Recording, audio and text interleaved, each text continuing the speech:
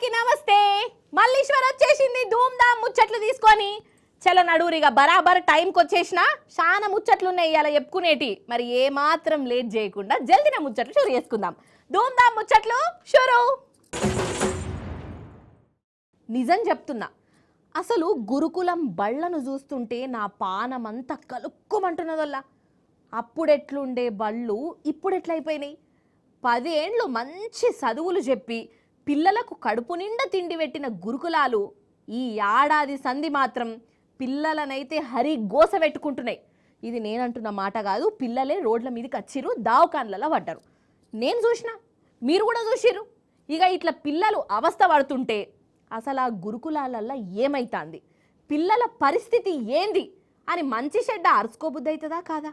కానీ అట్లా పిల్లల కాడికి పోయిన వాళ్ళను ఏం చేస్తానో చూడండి మీరే. ఇగో మన కేసీఆర్ సార్ పెట్టించిన గురుకులాలను చూడుండ్రోల్లా ఇప్పుడు ఎట్లయిపోయినాయో. పిల్లల తన్లాట చూసి నాకైతే కండ్ల పొంట నీళ్ళు వచ్చినాయి. మన బీఆర్ఎస్ లీడర్లు గురుకులం బాట పట్టిరు కదా, ఒక్కొక్క గురుకులంలో ఒక్కొక్క స్టోరీ ఉన్నదోల్లా. వాళ్ళ బాధ చూసినాక బీఆర్ఎస్ లీడర్లకే మస్తు బాధ అనిపించింది. పానం కొట్టుకున్నది. చక్కగా సౌలతులు లేక తిండి చక్కగా తినక రంది పెట్టుకున్న పిల్లలకు మన లీడర్లు హిమ్మతిచ్చిర్రు.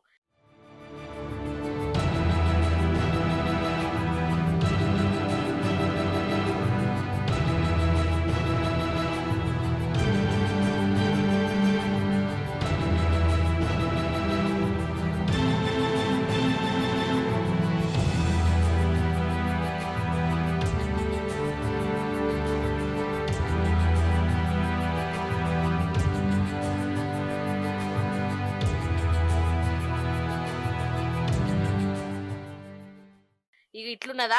ఇక ఇంకో దిక్కు మన బీఆర్ఎస్ లీడర్లు గురుకులాల బాట పడితే ఇటు సర్కారుకు వణుకు పుట్టినట్టయింది కావచ్చు. లీడర్లను లోపలికి ఓనిస్తలేరోల్లా శానా జాగలల్లా. అరే పిల్లలతోని ఖాళీ మాట్లాడతాం సామి, అన్నం కూర ఎట్లున్నదో చూస్తాము, మేం డిస్టర్బ్ చెయ్యం అని అన్నా గాని ఇనుడే లేదోల్లా. అరే కాదల్లా, అసలు చదువుకునే పిల్లల దగ్గర ఈ పోలీసులేంది, ఈ కథేంది, ఈ అరెస్టులేంది, అన్ని చక్కగుంటే వీళ్ళను లోపలికెందుకు రానియరు? సూషుడు కూడా తప్పేనా? పిల్లలతోని మాట్లాడు కూడా పాపమేనా?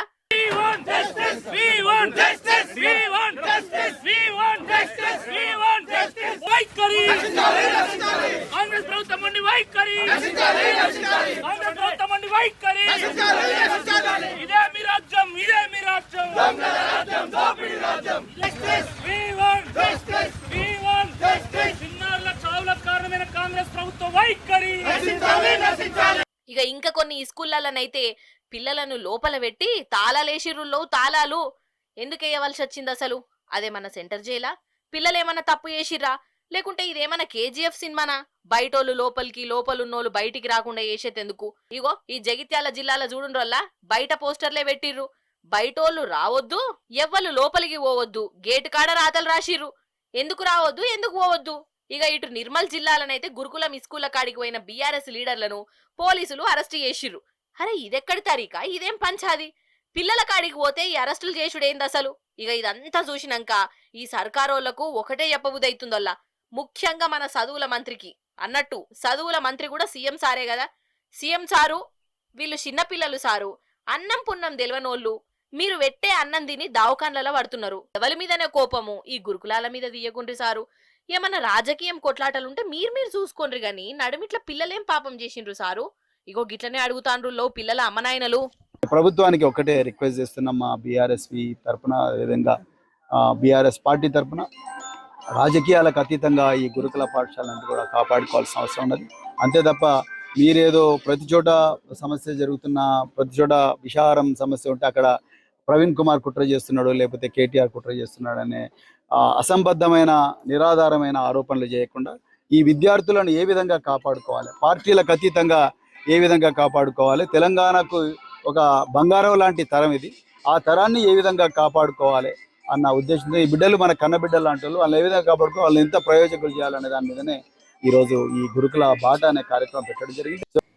ఏరా నీతి లేని కుక్క, ఆడోళ్ళంటే అలుసనుకున్నావురా, ఇంట్లోళ్ళంటే నిన్ను తన్నేటోళ్ళని అనుకున్నావురా, మీ ఇంటి పక్కోళ్ళంటే రాక్షసులు అనుకున్నావురా. ఇప్పుడు నీకు నేనే శిక్ష విధిస్తా.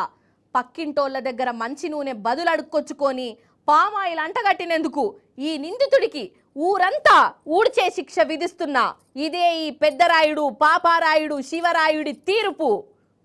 ఊర్లలో గిట్లనే ఉండేదట కదా వాళ్ళ వెనకట, సినిమాలలో చూయించిర్రు. సరే, ఇక సాదాసీదా జనాలంటే నేరాలు శిక్షలు ఉంటాయి. కానీ ఒక రాష్ట్రానికి ముఖ్యమంత్రి కొడుకు డిప్యూటీ సీఎంగా చేసిన ఆయన తప్పు చేస్తే ఏం శిక్ష ఉంటుంది? ఊకో మల్లీశ్వరి, నువ్వు మంచిగానే ఉన్నావు, గట్ల రాజకీయం లీడర్లకు కూడా శిక్షలు వేస్తారా నీ కథ కానీ అని అనుకునేరులో. అట్లా అనుకోకుండ్రి, ఈడ శిక్ష వేసిర్రు, చూడుండ్రి ఏం చేసిర్రో. అగో బాత్రూములు కడుగుతున్న ఈ సిక్కు సర్దార్ దిక్కు నజరేయురోల్లా. హాయ్ ఎవలబ్బాయి చెప్రాసి, రికామ్ లేకుండా పనిచేస్తూనే ఉన్నాడు కదా. ఈయన పేరు చెప్రాసి కాదు, పంజాబ్ రాష్ట్రాన్ని ఇదివరకు చిన్న ముఖ్యమంత్రిగా చేసిండు. అకాలీదళ్ పార్టీ ఉన్నది కదా, ఆ పార్టీ అధ్యక్షుడు, మాజీ ముఖ్యమంత్రి కొడుకు పేరు సుఖ్బీర్ సింగ్. ఇక ఈ మాజీ డిప్యూటీ సీఎం కు బాత్రూములు కడిగే శిక్ష పడ్డది. అరే అవంటనోళ్ళ వేసింది కోర్టో లేకుంటే పోలీసోళ్ళో కాదు, వాళ్ళేస్తే ఈ లీడర్లు ఎందుకు చేస్తారు గాని ఈ శిక్ష వేసింది అకాల్ తక్ అని సిక్కు మతమోళ్ళ పెద్ద సంస్థ అన్నట్టు. ఇక వీళ్ళు ఏం చెప్తే అక్కడోళ్ళు ఇది వినవలసిందే. ఇక గట్ల ఆ సంస్థ వాళ్ళు ఈ డిప్యూటీ సీఎం సార్కు వర్ణ దేవాలయంలో ఊడ్సుడు బాత్రూములు కడిగే శిక్ష వేసిర్రు. ఎందుకయ్యా అనంటే ఈయన అధికారంలో ఉన్నప్పుడు బాగా తప్పులు చేసిండు. ఇక ఎంక్వైరీలు చేస్తే ఏమేం తప్పులు చేసిండో తేలింది. అందుకే ఇట్లా పనిష్మెంట్ ఇచ్చిర్రు మాజీ డిప్యూటీ సీఎం సార్కు. ఇక ఉత్తపచ్చిగా కూడా ఇయ్యలేదోల్లో, పేపర్ మీద ఈ మహానుభావుడు ఏమేం తప్పులు చేసిండు, ఏ తప్పుకు ఏ శిక్ష అవన్నీ రాసి మెడలేసి అటు ఇటు తిప్పి బాత్రూములు కడిగిచ్చిర్రు అన్నట్టు. ఇక ఈ డిప్యూటీ సీఎం తోని కలిసి అప్పటి మంత్రి కూడా గిట్లనే బోళ్ళు దోముడు వాకిలు ఉడుచుడు ఇక ఇవన్నీ చేసిండు. అగ చూడుర్రి.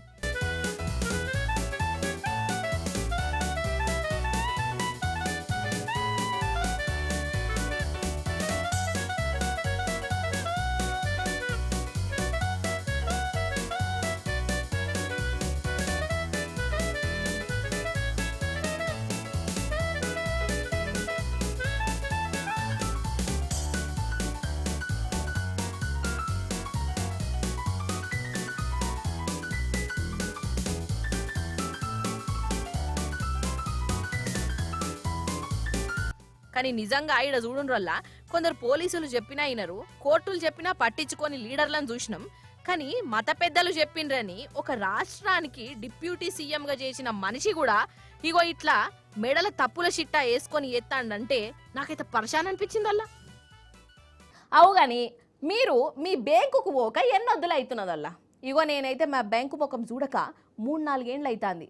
అయినా ఏం పని ఉంటుంది చెప్పుండ్రల్లా. ఇప్పుడు అన్ని ఫోన్లలోనే నడవబట్టే కథంతా. ఇక పైసలు కావాలంటే ఏటీఎం మిషన్లు ఉండే, ఇక బ్యాంకుకి ఏం పోతారు కదా. అందుకే కావచ్చోళ్ళ జనాలు ఎక్కువ బ్యాంకుకు పోతలేరని స్టేట్ బ్యాంకుకు ఒక అతిథి పోయింది. ఇంతకు ఎవలా అతిథి, ఏందా కథ, దానికి ఏం పని, అరుచుకొని వద్దాం రాండ్రి. అయితే ఇప్పుడు మనం బాసరలో ఉన్న స్టేట్ బ్యాంకులు ఉన్నామోళ్ళ. ఆఫీసర్లు ఉన్నారా? లంచ్ టైం అంటారా? ఏందో ఏమోపో. సరే గాని ఇగో ఈడ చూడుండ్రల్లా ఈ మనిషి ఏం చేస్తాండో. పట్ట పగటిలి బ్యాంకుకు కన్నమెత్తాండా ఏంది? ఓ పెద్దన్నా, ఏందే నీ బాధ?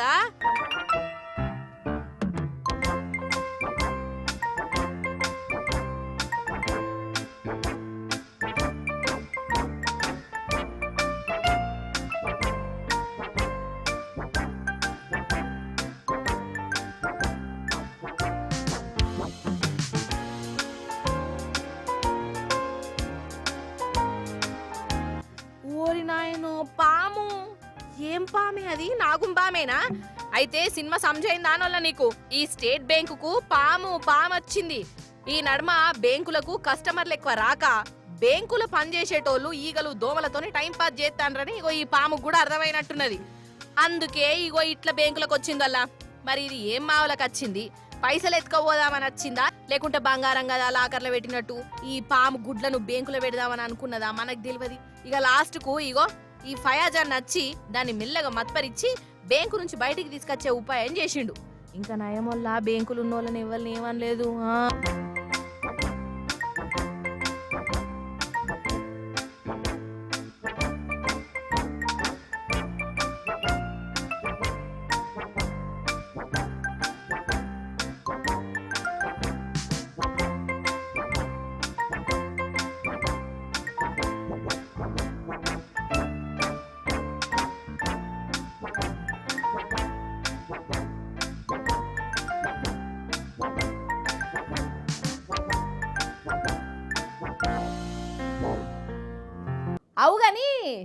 వాన పడ్డా అదల్లా మీకేలి అగో మాకేలైతే రాత్రి అయితే చిటపట చినుకులు పడ్డాయోల్లా ఏదో దొంగ వాన వచ్చింది అని అనుకున్నా నేను.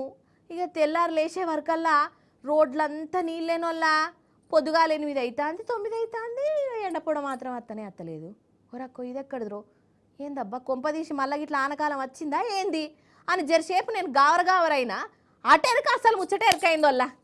మన కాడనన్న చిటపట చినుకులు అచ్చుకుంటా పోయినాయి కానీ ఆ ఒక్క తమిళనాడు దిక్కైతే చూడుండ్రల్లా ఎంత పెద్ద కథ అయిందో. ఇట్లా చూస్తుంటే ఇదేదో రాజమౌళి ఫిలిం సిటీలో వాటర్ ఫాల్ కోసం పెట్టిన సెట్టింగో లేకుంటే అన్నపూర్ణ స్టూడియోలో ఏదైనా కొత్త సినిమా షూటింగ్ కోసం చేసిన యువరమో అని అనుకునేరుల్లో ఆయంత. ఇదంతా తుపాను చేసిన కథ. అటు తమిళనాడు దిక్కు ఏదో దిక్కుమాలిన తుపాను వచ్చి పాడయ్యే కదనొల్లా 3-4 రోజుల సంది వాళ్ళను సావగొట్టి చెవులు ముత్తాందట. ఇక ఆ తుపాను పేరేమో ఉండే నేనొల్లా గింగసో పెంగలు. అయితే ఈ పెంగలు తుపాను తమిళనాడు మీద ఇరుసుకబడ్డది. అగో పెద్ద పెద్ద బస్సులే కొట్టుకుపోయినాయి. ఇక చెప్పురి కథ ఎట్లున్నదో.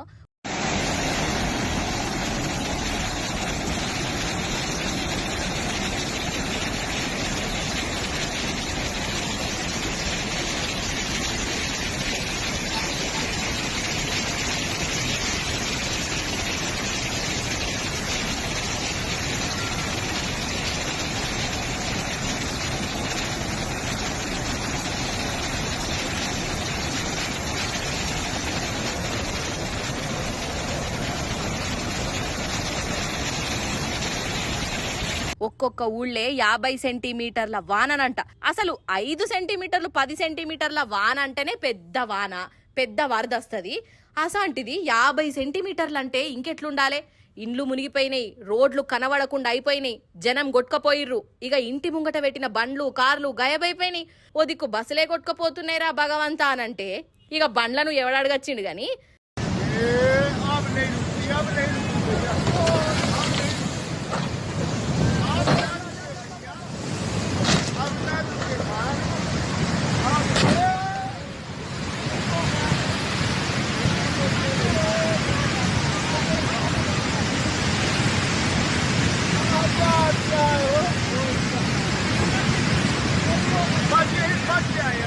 ఇక ఫెంగు తుఫాన్ చేసిన కథకు అటు మన పక్క రాష్ట్రం ఆంధ్రాలో కూడా వానలు దంచి కొట్టినాయుల్లో. ఇక ఇటు మనకెళ్ళేమో ఇగం బాగా పెట్టింది. వాన వచ్చినట్టు వచ్చి మళ్ళీ పోయిందల్లా అద్దునా వద్దా కురుద్దునా వాపసు పోదునా అన్నట్టే చేసింది. ఇప్పుడైతే జరంత చల్లబడ్డదట. ఇక ఈ తుఫాను చేయబట్టి ఈ 4-5 రోజులంతా ముసురే ఉంటుందట. ఇక అప్పుడప్పుడు వాన వచ్చినట్టు వచ్చి పోతుందట. వాతావరణ శాఖోళ్ళే చెప్పిరోళ్ళ ఈ ముచ్చట. ఇవన్నట్టు అయ్యాలటి ముచ్చట్లు. మళ్ళీ రేపు వస్తుంది కదా మీ మల్లీశ్వరి. అప్పుడు వచ్చేటప్పుడు ఇంకిన్ని ముచ్చట్లతో కలుస్తుంది. అప్పటిదాకా మీరైతే చూస్తూనే ఉండు టీ న్యూస్. నేను ఉంటా మరి. నమస్తే, టాటా.